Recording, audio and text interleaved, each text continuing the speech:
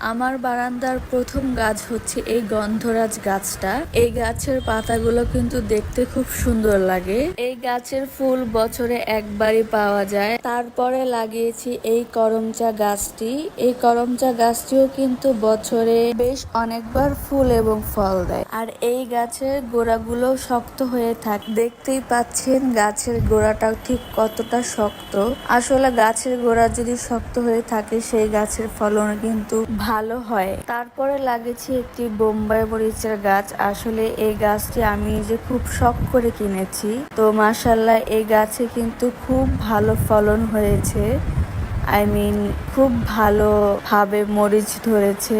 গাছটি আনার 8 থেকে 10 দিন পরেই হচ্ছে গাছে অনেক পরিমাণে ফুল এসেছিল, যেরকমটা আমি চেয়েছিলাম। গাছটিতে ফুল আসার পরে মাশাআল্লাহ খুব ভালো আকারে মরিচ ধরেছে। আর এই মরিচগুলো কিন্তু আকারে বেশ বড় সড়ো। অনেকগুলো মরিচ ধরেছে। আসলে এই ছোট্ট গাছটিতে এত বেশি ভালো পরিমাণে মরিচ ধরবে আমি জাস্ট চিন্তাই করতে পারি নাই। এই ছোট্ট গাছটিতে 18 থেকে 20টার মতো মরিচ ধরেছিল। মাশাআল্লাহ খুব ভালো পরিমাণে মরিচ ধরেছিল। তারপরে লাগিয়েছি এই বনসাই গাছটি। এই বনসাই গাছটির বয়স কিন্তু 4 বছর, অলমোস্ট 4 বছরের মতো বয়স হচ্ছে এই বনসাই গাছটি। বনসাই গাছটি খুব ছোটখাটো, কিন্তু এর পাতাগুলো কিন্তু দেখতে খুব সুন্দর। তারপর লাগিয়েছি এই গাছটি। গাছের ফুলগুলো দেখতে খুব সুন্দর, খুব কালারফুল। আসলে সেই কারণেই এই গাছটিকে কিনেছিলাম। তারপরে কিনেছি এই পাতাবাহার গাছটি। আসলে গাছের গোড়াগুলো কিন্তু অনেক সময় মাটি থেকে বের হয়ে আসে। এই গাছের ক্ষেত্রে কিন্তু মোটেও এরকম না। এই গাছের কিছু সংখ্যক শেকড় মাটির নিচে থাকলেও কিছু সংখ্যক শেকড় কিন্তু অটোমেটিক্যালি উপরে চলে আসে। সেক্ষেত্রে এই গাছের তেমন একটা ক্ষতি হয় না। আসলে গাছের বৈশিষ্ট্যটাই ঠিক এরকম। তারপরে আমি লাগিয়েছি এই হাজারি গোলাপ ফুলের একটি গাছ। এই হাজারি গোলাপ ফুলের গাছটিতে কিন্তু বেশ অনেক পরিমাণে গোলাপ ফুল ধরে থাকে। আপনাদেরকে একটু জুম করে দেখাই। এই গোলাপ ফুলের গাছে কিন্তু অনেকগুলো ফুলের কড়ি দেখা যাচ্ছে। যেহেতু এর নামকরণ হাজারি গোলাপ, তাই এই গাছে অনেক পরিমাণে গোলাপ ফুল দেখা যায়। স্বভাবতই গোলাপ ফুল গাছে কিন্তু অনেক পরিমাণে গোলাপ ফুল হয় না, তবে হাজারি গোলাপ ফুলগুলোতে কিন্তু অনেক পরিমাণে গোলাপ ফুল ধরে থাকে। এই গোলাপ ফুল গাছের ফুলগুলো হালকা গোলাপি কালারের, দেখতে খুব সুন্দর আর বেশ বড় সড়ো করে ছড়িয়েই গোলাপ ফুল গাছটি হয়েছে।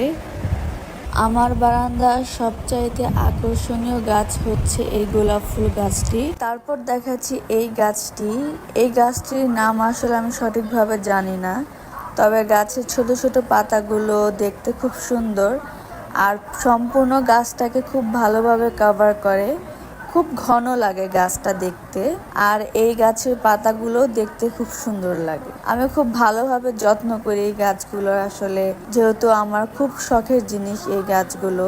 আর এই গাছের পাতাগুলো কিন্তু সচরাচর তেমন একটা ঝরেও পড়ে না, দেখতে খুব সুন্দর লাগে। তারপরে দেখাচ্ছি আমার আরেকটি হাজারি গোলাপের গাছ। এই গাছটিতে কিন্তু খুব নতুন নতুন পাতা এসেছে। গাছটিতে খুব শীঘ্রই ফুল ধরবে। আর এই গাছের ফুলের রং কিন্তু গোলাপি কালার, দেখতে খুব সুন্দর লাগে। মূলত এই গাছে কিন্তু প্রচুর পরিমাণে গোলাপ ফুল আসে। দেখতে পাচ্ছেন অনেকগুলো কলিতে কিন্তু অলরেডি চলে এসেছে, আর এই কলিগুলো ফুটলে একসাথে দেখতে খুব সুন্দর লাগবে। গাছের গোড়াটা বেশ শক্ত হয়েছে, আর এই গোড়াটা আমি একটা ছোট লাঠির সাথে আটকে দিয়েছি, যাতে করে কোনোভাবে হেলে পড়ে না যায়। তারপরে দেখাচ্ছি এই ব্যাম্বু পাইন গাছগুলো। এই গাছগুলো কিন্তু মাটিতেও হয়, প্লাস পানিতে রাখলেও ইজিলি হয়ে যায়।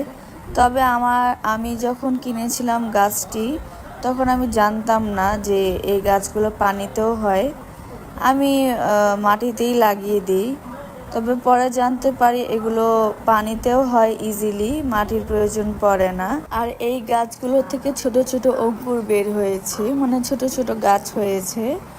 সেই গাছগুলো আমি ভাবছি পানিতে দিব, যেহেতু আমার বাসায় একটা অ্যাকোরিয়াম আছে, সেখানে খুব ভালোভাবে মানাবে। তারপর দেখাচ্ছি এই পাতাবাহার গাছটি। এটিতে কিন্তু কখনো ফুল হয় না, এর পাতাগুলো মূলত ফুলের মতো দেখতে হয়, কিন্তু এর গাছের নাম পাতাবাহারি। এই গাছের নিচের অংশ কিন্তু সবুজ পাতাই হয়, আর নিচের অংশগুলোতে কিন্তু অঙ্কুর চলে এসেছে, আর এই অঙ্কুরগুলো থেকে কিন্তু আবার নতুন করে পাতা গজাবে। আর এই গাছের শিকড়গুলো বেশ ভালোই শক্ত হয়, যার কারণে গাছগুলো হেলে পড়ে না। তারপরও আমার গাছটা বেঁধে দিব, যাতে অনেক বেশি বাতাস হলে পরে গাছটা হেলে না পড়ে। তারপর দেখাচ্ছি এই গাছটি কিন্তু কমলা গাছ। আসলে এই কমলা গাছটি 12 মাসি কমলা গাছ। মাশাআল্লাহ, এই গাছে কিন্তু অলরেডি কমলা ধরেছে, দেখতে পাচ্ছেন। গাছটি কিন্তু 12 মাসি হওয়ার কারণে 12 মাসের মধ্যে প্রায় 2 থেকে 3 বার হাইয়েস্ট ফল দিয়ে থাকে। আর এই 12 মাসি কমলাগুলো কিন্তু বাংলাদেশি কমলা।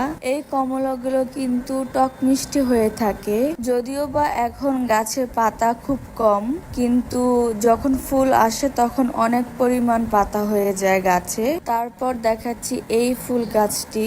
এই ফুল গাছটির নাম আমি সঠিক জানি না, তবে গাছে প্রচুর পরিমাণে ফুল হয়, আর এই ফুলগুলো কিন্তু দেখতে অনেকটা পাতার মতো, খুব ঘন হারে হয়, দেখতে খুব সুন্দর লাগে। তারপর দেখাচ্ছি এই বাগান বিলাস গাছটি। বাগান বিলাস গাছ তো সবারই পছন্দের, আমারও তাই। আমার বারান্দার একেবারে খুব সুন্দর একটি কোণায় এই গাছটি লাগিয়েছি, যাতে করে এই গাছের পাতা এবং এই গাছের ফুলগুলো খুব ভালোভাবে বারান্দা জুড়ে থাকে, দেখতে খুব সুন্দর লাগে।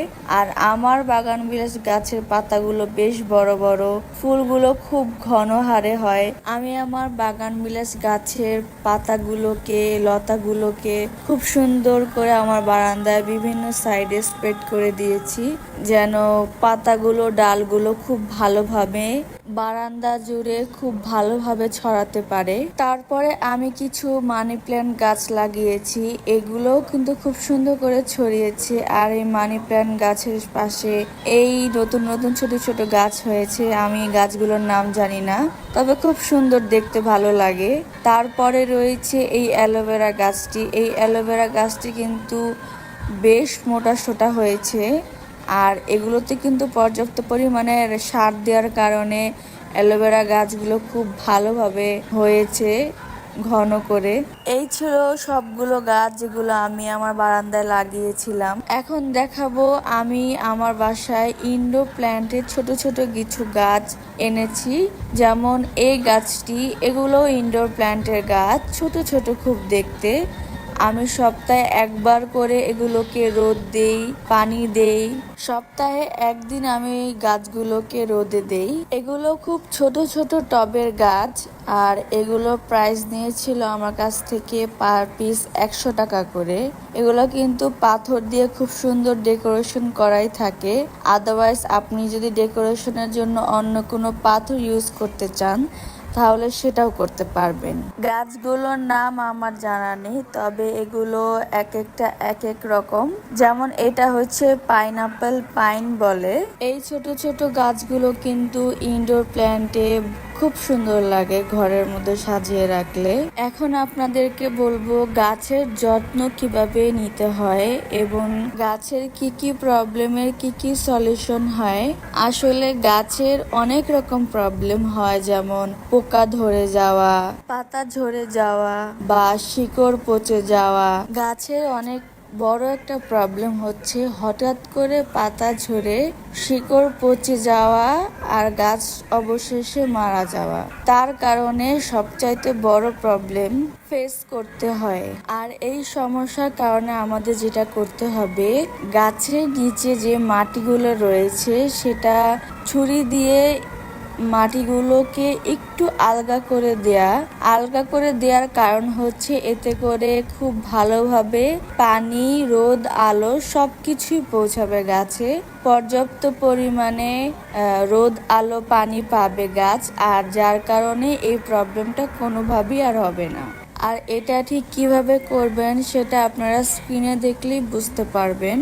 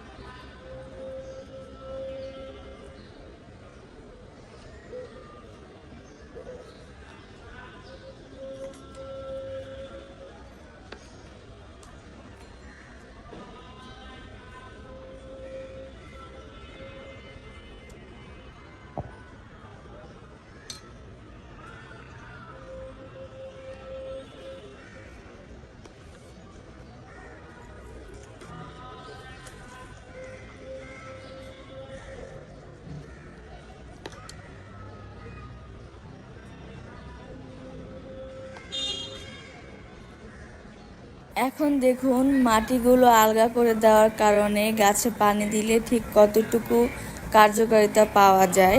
এভাবে গাছে পানি দিলে কিন্তু পানিটা বেশ ভালোভাবে মাটি গাছ সম্পূর্ণভাবে স্প্রেড হয়ে যাবে। আর গাছে প্রতিদিন পানি দিতে হবে। আসলে রোদের সংস্পর্শে থাকলে গাছের আর্দ্রতা সবসময় বেড়ে যায়, আর যার কারণে গাছের গোড়ায় পানি দিতে হবে, এমনকি গাছের পাতাতেও পানি স্প্রে করতে হবে।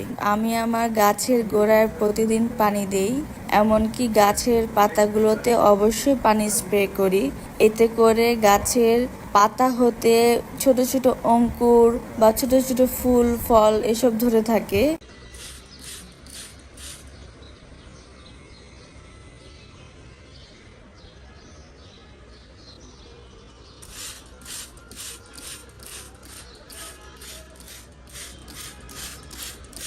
আমার এই গোলাপ ফুল গাছে হালকা গোলাপি কালারের ফুল ধরে থাকে। গোলাপ ফুল, এই গোলাপ ফুলটা দেখতে কিন্তু খুব সুন্দর, হালকা গোলাপি একটা কালার।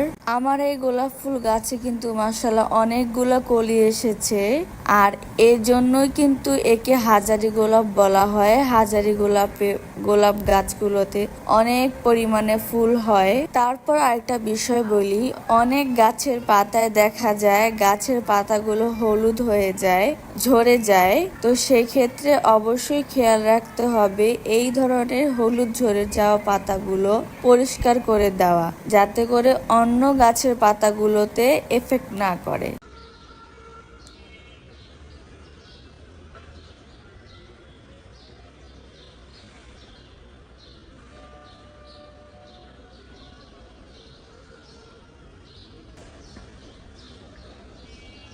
দেখুন আমার বোম্বাই মরিচ গাছে মাশাআল্লাহ কত সুন্দর বোম্বাই মরিচ হয়েছে। এই মরিচগুলো কিন্তু অনেক ঝাল প্লাস অনেক বেশি ফ্লেভারফুল। মাত্র অল্প কয়েক দিনেই এই গাছে অনেক পরিমাণে মরিচ ধরেছে, দেখতেই পাচ্ছেন স্ক্রিনে। আর এই গাছটা কিন্তু খুব সুন্দর করে ছাতার মতো একেবারে ছড়িয়ে উঠেছে। আর এই গাছটা মূলত আমার আম্মু খুব শখ করে আসলে লাগিয়ে দিয়েছিল আমাকে। আর এই গাছটা আমার আম্মুর অনেক পছন্দের একটি গাছ।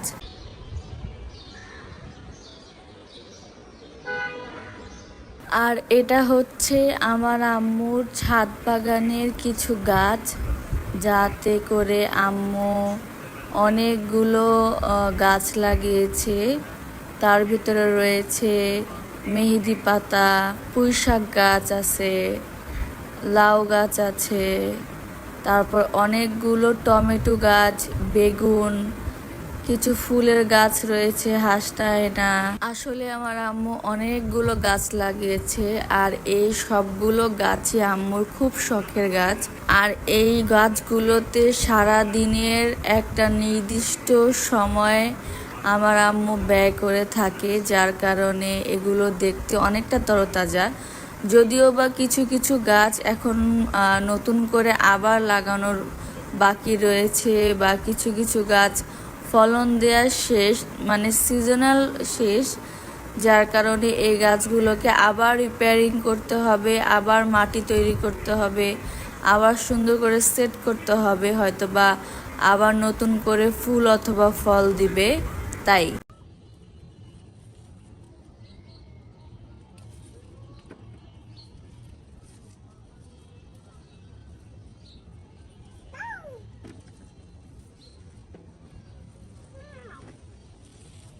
এখানে আম্মু একটি লেবু গাছ লাগিয়েছে, আর এই লেবুগুলো কিন্তু খুবই গ্রান, অনেক সুন্দর স্মেল এই লেবুগুলোর।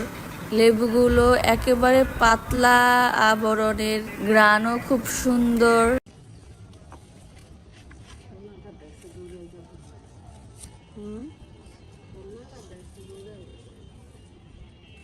তাছাড়া আমার আম্মু কিন্তু এই ছাদ বাগানে ম্যাক্সিমাম গাছই লাগিয়েছে টমেটো।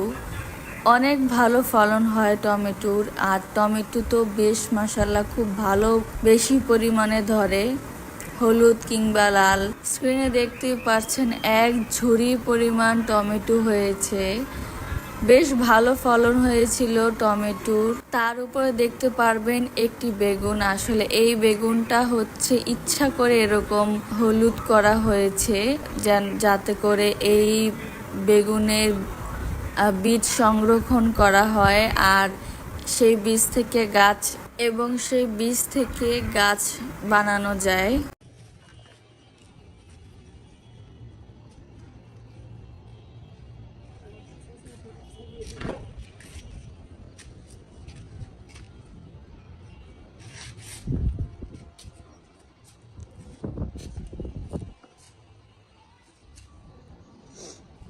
এখানে কিন্তু আমার আম্মু আলু গাছও লাগিয়েছিল। আসলে আলু গাছও অনেকগুলো আলু ধরে।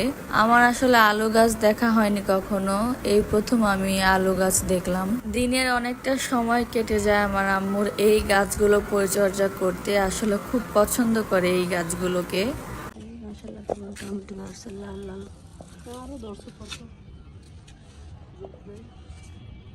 কাঁচা পাকা সব ধরনের টমেটো দেখতে পাচ্ছি আসলে গাছে।